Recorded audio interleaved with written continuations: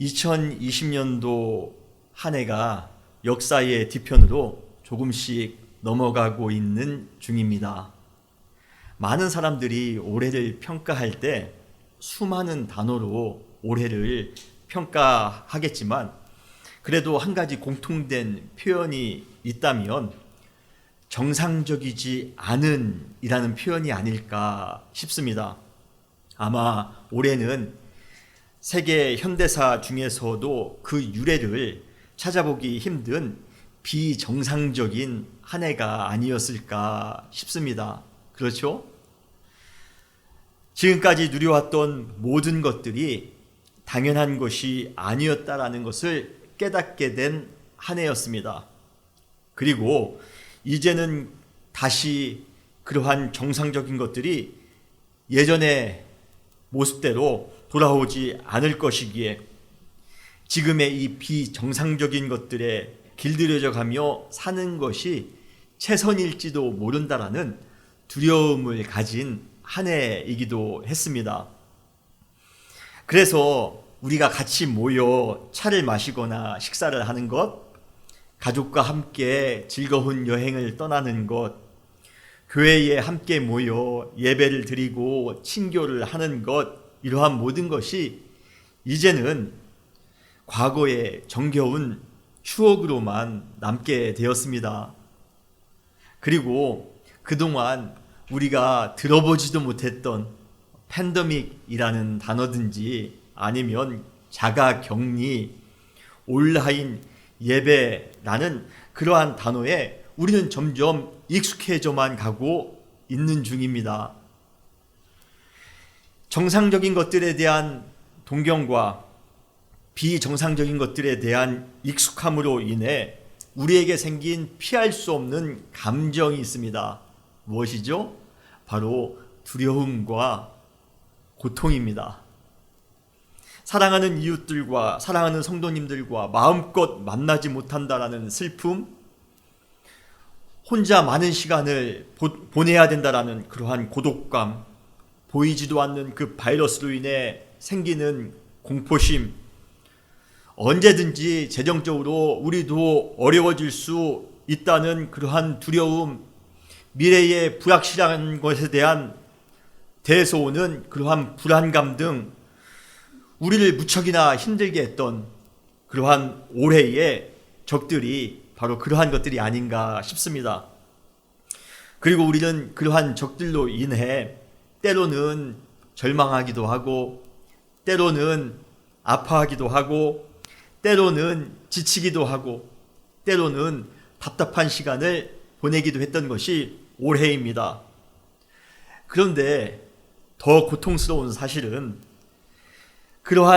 이러한 적들의 공격이 아직도 끝날 기미가 보이지 않는다는 것입니다. 고통과 두려움이 이제 더 가속도가 붙어 엄청난 에너지로 우리를 부정적인 감각의 나락으로 몰아넣는다라고 생각하니 얼마나 힘든지 몰라요. 우리는 이러한 감정을 가지고 올해 이 마지막 시간을 보내고 있는 중이며, 그리고 새해를 맞이하고 있는 중입니다. 이러한 역사를 격변시킨 세계적 차원의 두려움과 고통의 상황 속에서 우리 신앙인들은 도대체 무엇을 할 수 있단 말인가? 회의적인 마음이 드는 것이 사실입니다. 우리가 이러한 상황에서 무엇을 할 수 있단 말인가? 우리가 기술이 있어 백신을 개발할 수 있는 것도 아니고, 그것을 원활하게 보급할 수 있는 것도 아니고, 우리가 돈이 있어 세상의 경제 문제를 해결할 수 있는 것도 아니고, 세상 사람들이 겪고 있는 것과 똑같은 그러한 고통을 함께 겪고 있는 우리, 아니 어쩌면 더 고통스러운 삶을 살아가고 있는 우리 성도들이 도대체 지금 이러한 시기에 우리가 할 수 있는 것이 무엇이 있단 말입니까? 도대체 우리는 무엇을 할 수 있죠? 그러면서 지난주에 제 마음 가운데 떠오른 단어가 있습니다. 그것이 바로 다시 시작하기입니다. 다시 시작하기입니다. 지금의 상황은 전혀 변할 것 같지 않고 앞으로도 두려움과 고통은 계속해서 가중될지 모르지만, 그리고 비정상적인 모든 것들이 우리의 발목을 붙잡고 계속해서 우리의 발걸음을 방해할지 모르지만, 그래도 우리 성도들이 이러한 시대를 살아가면서 가져야 할 사명이 있습니다. 그것은 바로 다시 시작하기를 부르짖는 것입니다. 21세기요, 우리 다시 시작합시다. 전염병의 힘든 시대요, 다시 시작합시다. 우리 성도들이 소망을 가지고 희망을 가지고 이 시대를 향하여, 절망이 넘치며 아픔이 넘치는 이 시대를 향하여 우리가 부르짖지 않는다면 누가 부르짖겠습니까? 이것이 바로 우리 성도들의 사명입니다. 더 나아가 우리 성도들만이 할 수 있는 능력입니다. 정치인들 할 수 없습니다. 재벌도 할 수 없습니다. 과학자들도 할 수 없습니다. 지식인들도 할 수 없습니다.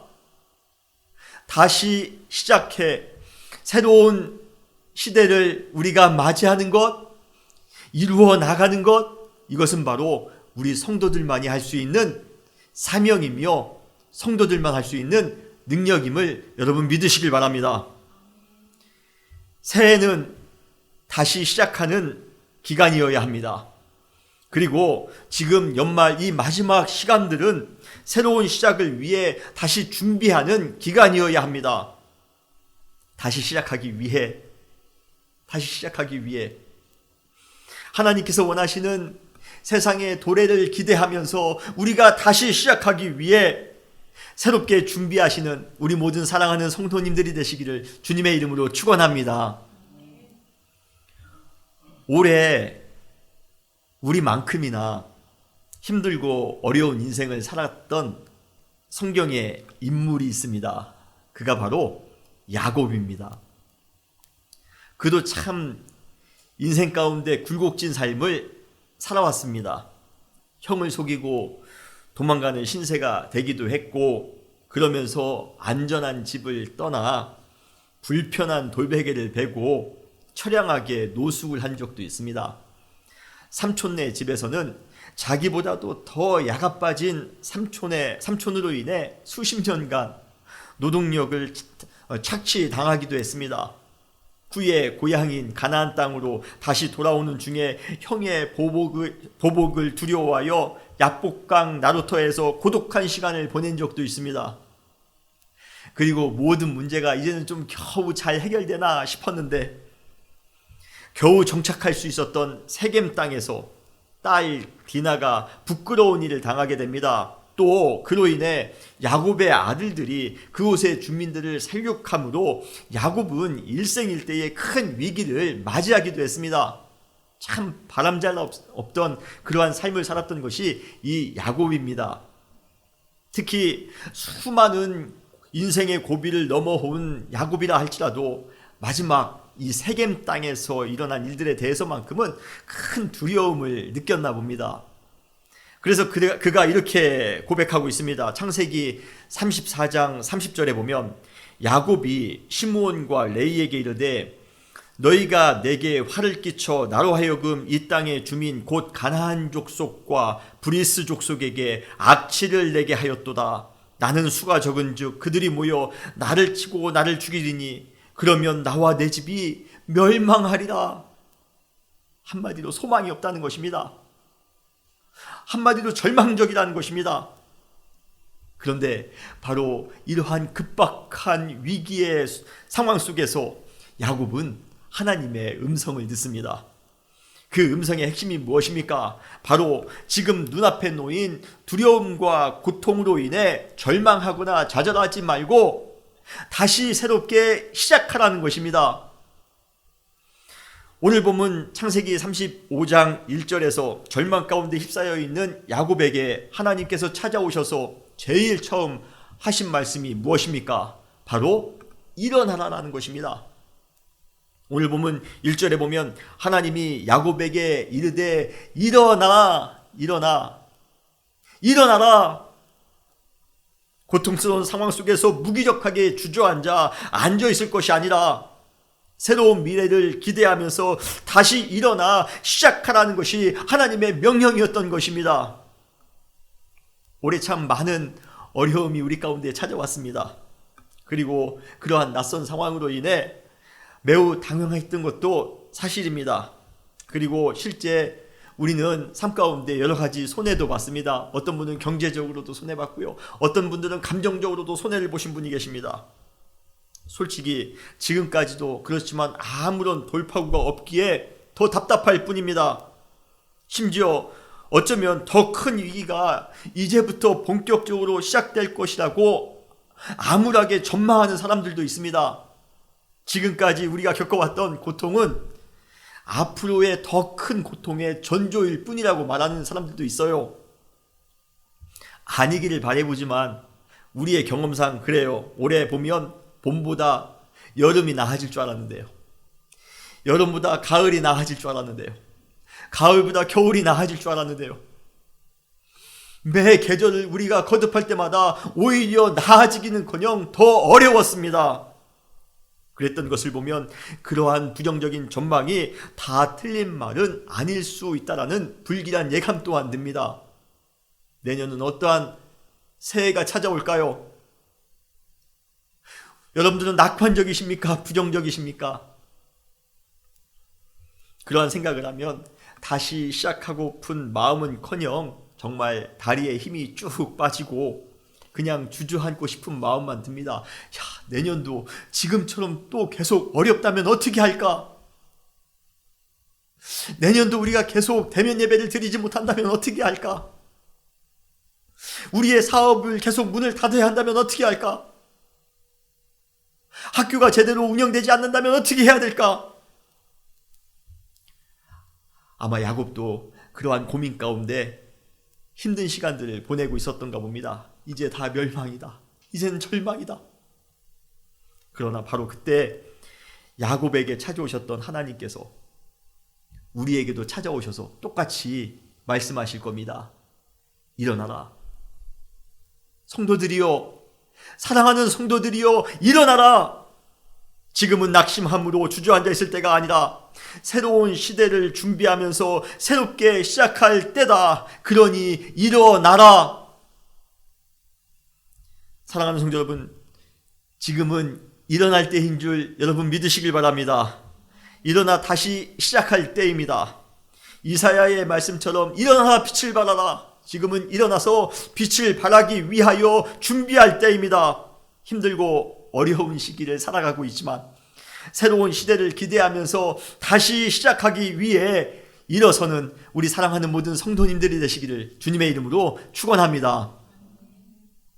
그렇다면 우리가 한 해를 마감하고 새해를 다시 새롭게 시작하기 위해 우리는 지금 무엇을 해야 합니까? 무엇을 해야 되죠? 오늘 본문 창세기 35장 1절로 2절에 보면 다시 시작하기를 원하는 사람들이 해야 할 것이 무엇인지를 우리에게 말씀해 주고 있습니다. 세 가지입니다. 첫 번째로 우리가 다시 시작하기 위해 우리가 해야 될 것은 베델로 올라가는 것입니다. 다시 따라 하시겠습니다. 베델로 올라가자. 오늘 본문 창세기 35장 1절에 보면 하나님이 야곱에게 이르시되 일어나 베델로 올라가서 거기서 거주하며 라고 말씀하고 있습니다. 그렇다면 베델로 올라가라는 것이 무슨 의미일까요? 사실 이 구절을 우리가 잘 이해하기 위해서 우리는 먼저 야곱의 인생을 알아볼 필요가 있습니다. 야곱의 인생에서 제일 처음 찾아온 고난은 바로 형 에서와의 갈등이었습니다. 정당하지 않은 방법으로 형 에서에게서 무엇을 빼앗죠? 축복을 빼앗습니다. 그 이유, 그 에서가 얼마나 노발대발합니까? 그래서 그 형의 보복을 두려워하여 도망치다시피 집을 떠나 달아납니다. 그때 밤이 되어 한 곳에 머물면서 돌베개를 베고 서러운 마음으로 잠을 자고 있는데 야곱의 인생에서 결코 잊을 수 없는 놀라운 그러한 체험을 하게 됩니다. 그것이 무엇입니까? 믿음의 체험을 하게 됩니다. 바로 꿈에서 자기 자신에게 축복해 주시는 하나님을 만난 것입니다. 야곱의 그 성경에 나오는 야곱의 이야기 중에서 제일 처음으로 야곱이 하나님과 대면하는 그러한 순간입니다. 가장 힘든 순간이었는데요. 가장 고통스러운 순간이었는데요. 그런데 그 순간에 하나님을 만나더라 하는 것입니다. 그때 하나님이 만나서 하셨던 축복과 약속의 내용이 창세기 28장 13절로 15절에 나옵니다. 또 본즉 여호와께서 그 위에 서서 이르시되 나는 여호와니 너희 조부 아브라함의 하나님이요 이삭의 하나님이다. 내가 누워있는 땅을 내가 너와 내 자손에게 주리니 내 자손이 땅의 티끌같이 되어 내가 서쪽과 동쪽과 북쪽과 남쪽으로 퍼져 나갈지며 땅의 모든 족속이 너와 내 자손으로 말미암아 복을 받으리라. 내가 너와 함께 있어 내가 어디로 가든지 너를 지키며 너를 이끌어 이 땅으로 돌아오게 할지라. 내가 너에게 허락한 것을 다 이루기까지 너를 떠나지 아니하리라 하신지라. 할렐루야. 이것이 바로 돌베개를 베고 잤던 그 야곱에게 나타나셔서 야곱에게 주셨던 축복과 약속의 내용입니다. 땅의 축복, 그리고 자녀의 축복, 그리고 함께 하신다라는 그러한 임마누엘의 축복을 해 주셨습니다. 약속을 주셨습니다. 힘들고 어려운 시기에 하나님께서 함께 하실 뿐만 아니라 큰 축복 또한 하나님께서 주신다라고 약속하셨으니 야곱의 입장에서 얼마나 힘이 됐겠습니까? 얼마나 위로가 됐겠습니까? 이렇게 야곱이 하나님을 처음 만나 하나님의 축복과 하나님의 약속을 들었던 그 장소가 바로 베델인 것입니다. 창세기 28장 18절로 19절에 보면 야곱이 아침에 일찍이 일어나 베개로 삼았던 돌을 가져다가 기둥을 세우고 그 위에 기름을 붓고 그곳 이름을 베델이라 불렀더라 라고 말씀하십니다. 결국 베델은 어디입니까? 바로 야곱이 하나님을 처음 만난 곳입니다. 그리고 하나님의 그 크신 은혜와 하나님의 그 크신 축복을 체험한 곳이 바로 베델입니다. 그러므로 주님께서 야곱에게 베델로 올라가라라고 하신 명령은 다시 한번 하나님의 첫사랑, 하나님이 주셨던 첫 번째 은혜, 그 기쁨을 다시 한번 회복하라는 의미를 가지고 있습니다. 사랑하는 성도 여러분, 힘들고 어려운 삶을 살아가지만 베델로 올라가시기를 바랍니다. 우리가 주님을 처음 만났던 첫사랑의 장소로 여러분 가서 주님을 만나시는 귀한 은혜가 여러분들에게 회복되시기를 주님의 이름으로 축원합니다. 올해 우리에게 닥친 전염병을 통해 단순히 공포와 무력감만을 느꼈다라면 우리는 하나님의 진정한 의도가 무엇인지 아직도 깨닫고 있지 못하는 것일 수 있습니다. 전염병은 그동안 영적 침체와 타락을 과감히 버리라는 하나님의 강력한 경고입니다. 그리고 동시에 하나님의 첫사랑과 첫 믿음을 회복하라는 하나님의 간절한 초청이기도 합니다. 신앙인이라면 누구나 다 우리가 하나님을 처음 만났을 때 영적인 감동과 영적인 그 기쁨이 우리의 영혼 깊은 곳에 아름답게 새겨져 있습니다. 그렇죠? 여러분 주님 처음 만날 때 여러분 마음 가운데 기쁨과 감격이 넘쳤는데 그것이 여러분 영혼 안에 아름답게 새겨져 있지 않습니까?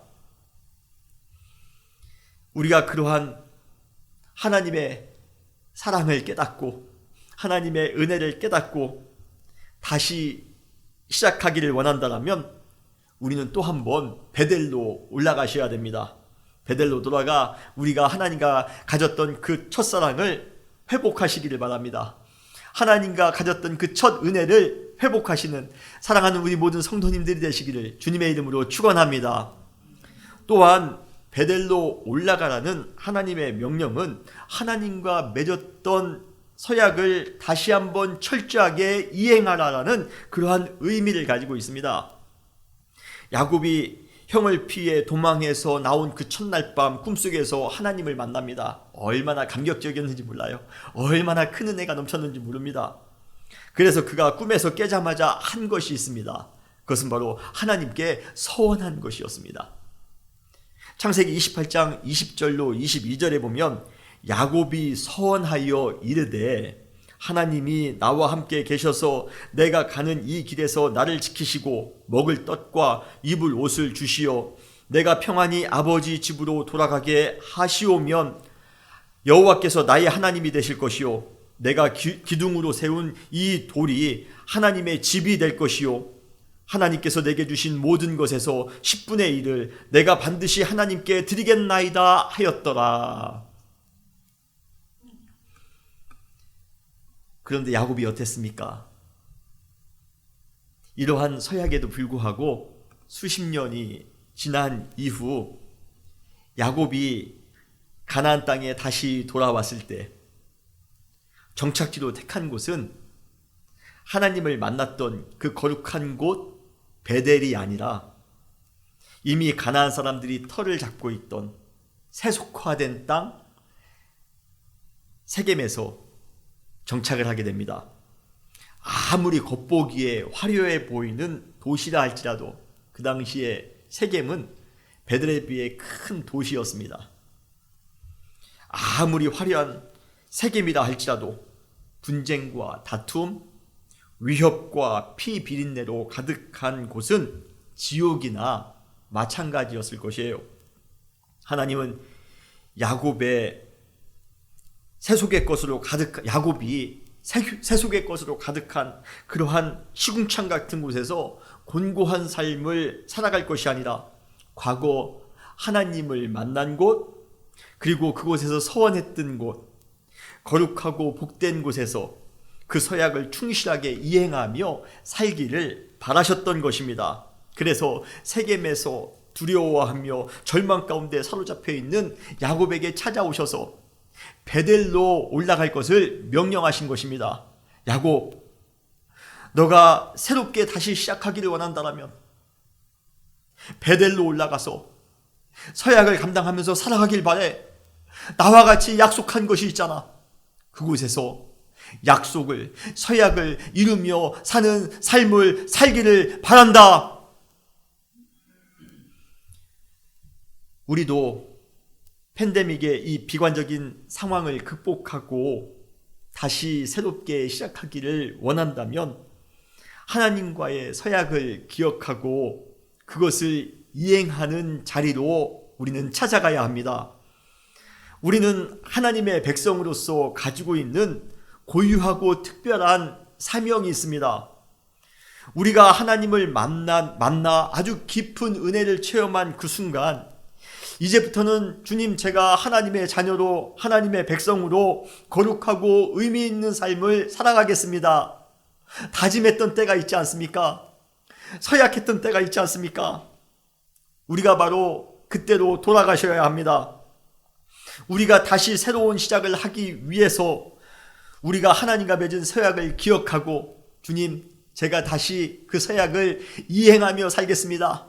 주님, 제가 주님을 만난 그 순간 제가 주님을 항상 섬기며 주님께 예배드리며 주님만을 사랑하며 살겠습니다라고 제가 다짐했었는데, 그때 제가 주일 성수하며 주님께 11조 항상 드리며 살겠다라고 제가 서원했었는데, 주님, 그 서원을 갚으며 그 서약을 갚으며 살겠습니다.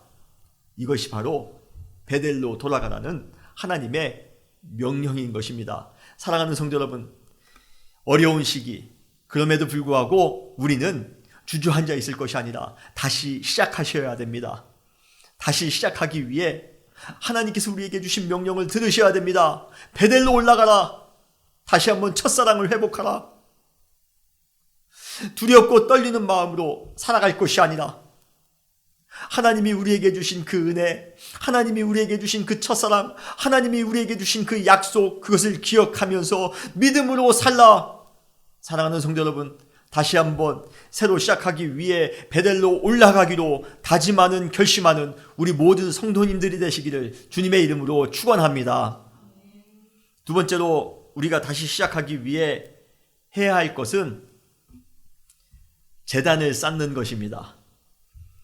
오늘 본문 창세기 35장 1절 후반절에 보면 내가 내 형 에서의 낯을 피하여 도망하던 때에 내게 나타났던 하나님께 거기서 제단을 쌓으라 하신지라.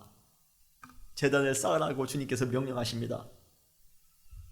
제단을 쌓으라는 것은 한마디로 하나님을 향한 진정한 예배를 회복하라는 것입니다. 올해 팬데믹으로 인해 세상적인 것들도 우리가 참 많은 손해를 봤습니다. 경제적으로나 여러 가지에 있어서 우리는 참 많은 손해를 본 올 한 해였습니다. 그러나 세상적인 것도 우리가 큰 손해를 봤지만 영적인 손해도 이루 말할 수 없는 큰 타격을 받은 한 해가 올해이기도 합니다. 기독교 공동체에 가장 큰 영적 유산이 있습니다. 영적 유산은 바로 모이는 예배와 서로 함께하는 교제입니다. 우리 기독교가 2000년 동안 이렇게 아름답게 건강하게 세워져 갈 수 있었던 이유는 이 두 가지 유산 때문입니다. 함께 모여서 예배를 드리며 함께 모여서 사랑으로 교제하는 것, 이것이 우리 기독교 공동체의 모습이었습니다. 그러기에 함께 한 장소에 모여 예배를 드리거나 하나님의 말씀을 나누는 것, 그리고 서로 함께 모여 사랑을 실천하는 것은 기독교 공동체의 가장 핵심적인 사역입니다. 심지어 박해 시기에도 아주 큰 위험을 감수하면서도 수많은 성도님들이 함께 모여 예배 드리는 것을 기쁘게 생각했습니다. 지금도 수많은 그러한 선교 지역에서 많은 성도님들이 어려움을 감수하면서도 예배를 드리는 그러한 선교 내용이 많이 보고되고 있습니다.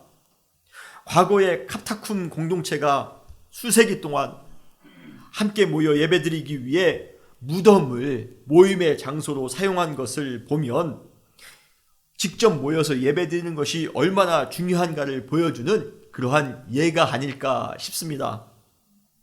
이러한 예를 떠나서라도 함께 모여 예배드리는 것, 함께 모여 같이 교제하는 것, 이것은 더욱더 우리가 신앙적으로 성숙할 수 있고 신앙이 깊어질 수도 있는 그러한 방식이라는 것, 아마 이것은 상식일 것입니다.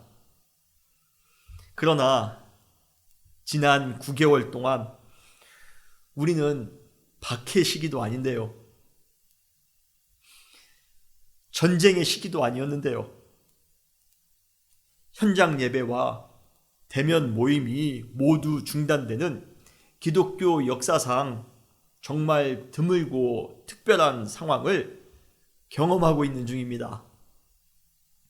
다행히 기술의 발달로 인해 그나마 온라인으로 예배를 드릴 수 있다는 것이 참 감사하기도 합니다. 어쩌면 온라인 예배가 없었다면, 이런 기술이 없었다면 우리는 올해 예배를 드릴 수도 없었을지 모릅니다.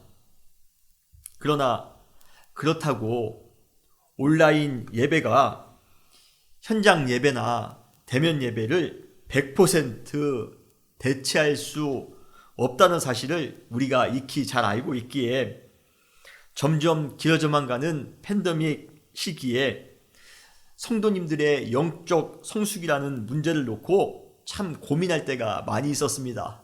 과연 이 온라인 예배를 드리고 우리가 온라인으로만 지금 모임을 갖고 있는데 이것이 분명히 우리가 함께 만나는 것보다는 여러 한계가 있을 텐데 과연 우리 성도님들이 과거만큼 영적인 성숙을 이루며 살아갈 수 있을까?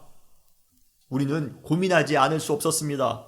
그리고 실제로 어떤 성도님들 중에서도 시간이 지나감에 따라 점점 신앙적으로 나태해지기도 하고 영적으로도 집중력이 떨어져 가고 있는 것 같아 걱정이 된다라고 저에게 말씀하시는 분도 계셨습니다.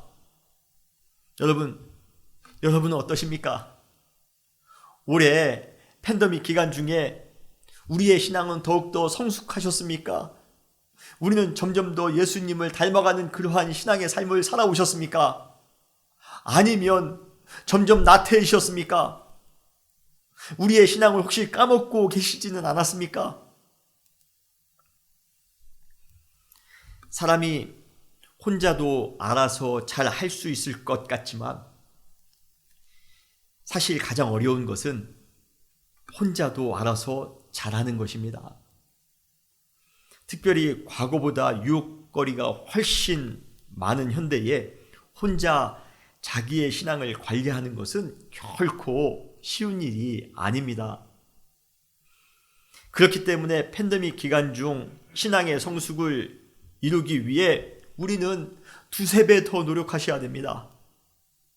우리가 과거에 대면에서 모였을 때 그때보다도 어쩌면 두세 배의 노력으로 최선을 다해야지만이 우리의 신앙을 유지할 수 있다는 것이에요. 특별히 온라인 주일 예배를 드릴 때 여러분 어떻게 드리시는지 모르겠지만 우리는 더욱더 최선을 다해 준비된 예배를 드리기 위해서 노력하셔야 됩니다. 온라인 예배를 드린다 할지라도 마치 차를 타고 교회에 온다는 마음으로 미리 예배 시간 전에 말씀과 기도로 각 처소에서 예배를 준비하신 이후에 예배를 드리셔야 돼요. 옷도 될 수 있으면 교회에 나오는 것처럼 잘 갖추어 입으시고 소파에 앉을 때에도 우리가 의자에 앉아서 예배 드리는 것처럼 우리가 온전히 예배 드릴 수 있어야 됩니다. 그리고 온라인 주일 예배뿐만 아니라 온라인 라이브 예배라든지 새벽 예배라든지 기도 나눔 모임, 온라인 제자 훈련 등을 통해서 다양한 사역에 참여할 때 우리는 영적인 긴장감을 놓치지 않고 살아갈 수가 있는 것이에요. 그래야 비로소 우리는 팬데믹 시대에도 영적으로 성숙할 수 있지 않을까 생각합니다. 여러분 어떻게 예배를 드리시고 계십니까?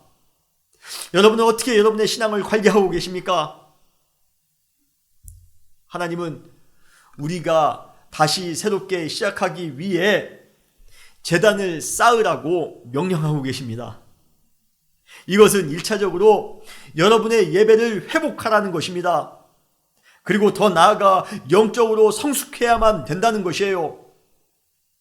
앞으로의 새로운 시작은 돈 있는 사람이나 권력 있는 사람, 지식 있는 사람에 의해서가 아니라 영적으로 성숙한 우리 성도들에 의해서 주도될 것입니다. 여러분 믿으십니까?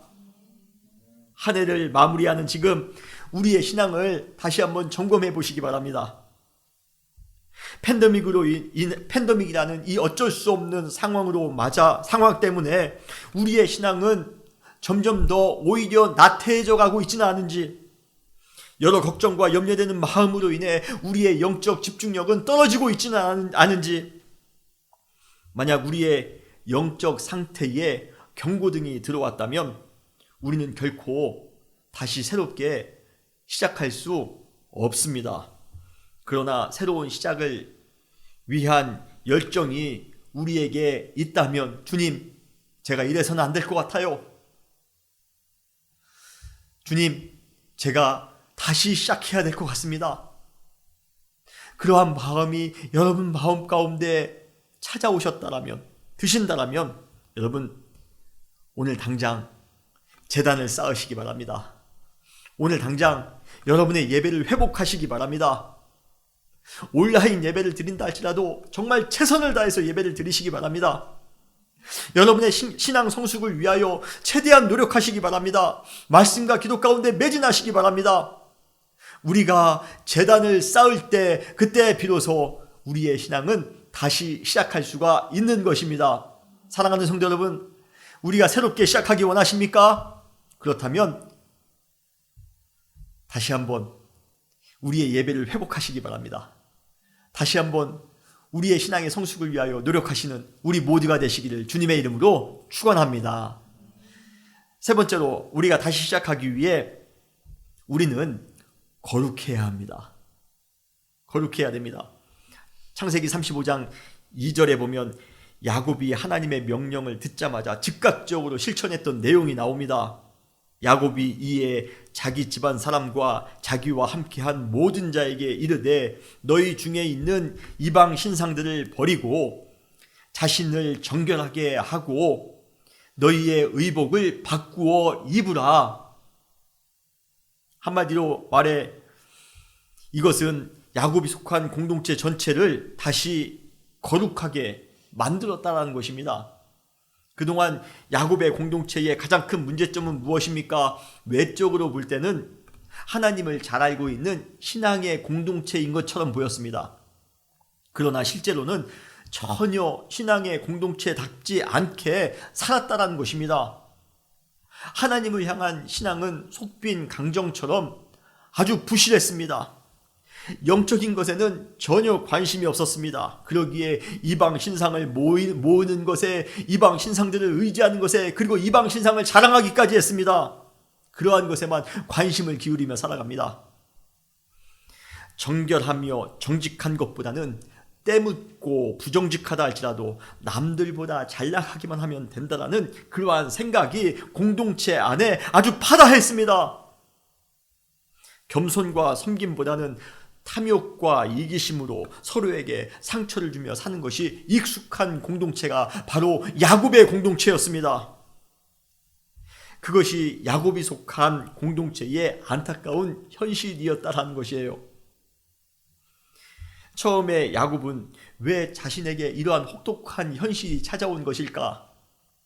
왜 이러한 고통이 나에게 찾아온 것일까 하면서 상황을 원망해 보기도 했습니다. 그리고 주변을 탓해 보기도 했습니다.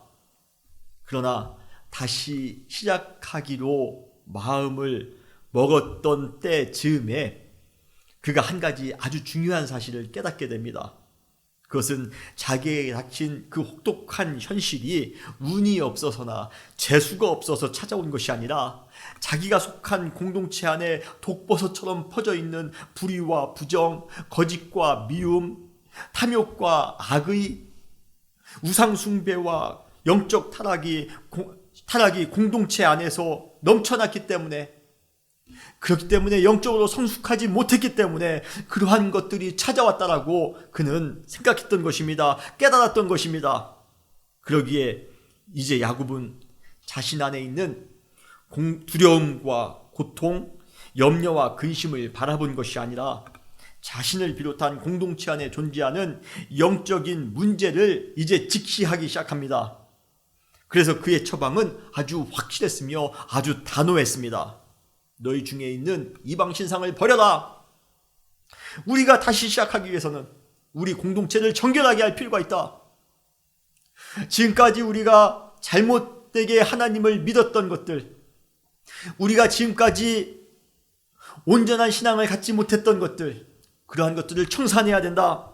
이제는 자신을 깨끗하게 하고 새로운 의복을 갖추고 하나님께 거룩한 모습으로 나와 거룩한 공동체를 다시 세워야 된다.